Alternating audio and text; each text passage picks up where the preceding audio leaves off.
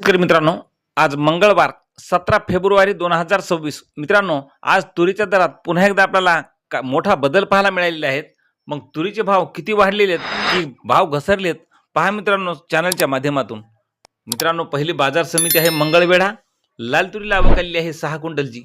कमीत कमी दर मिळाला 6,510 रुपये. सर्वसाधारण दर आणि जास्तीचा दर सुद्धा 6,510 रुपये. पुढील बाजार समिती आहे बाभुळगाव. लाल तुरीला आवक आलेली आहे 600 क्विंटलची. कमीत कमी दर मिळाला 7,101 रुपया. सर्वसाधारण दर 7,501 रुपया. तर जास्तीचा दर मिळाला 7,825 रुपये. पुढील राजुरा बाजार समिती आहे. लाल तुरीला आवक आलेली आहे 78 क्विंटलची. कमीत कमी दर मिळाला आहे 7,155 रुपये. सर्वसाधारण दर 7,435 रुपये. तर जास्तीचा दर मिळाला 7,525 रुपये. मित्रांनो, पुढील बाजार समिती आहे शेवगाव. आवक आलेली आहे तुरीला 10 क्विंटलची. कमीत कमी दर मिळाले आहे 7,600 रुपये. सर्वसाधारण दर मिळाला 7,700 रुपये. तर जास्तीचा दर मिळाला 7,700 रुपये.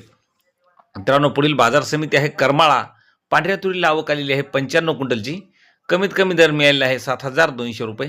सर्वसाधारण दर मिळाला 8,100 रुपये. तर जास्तीचा दर मिळाला 8,125 रुपये.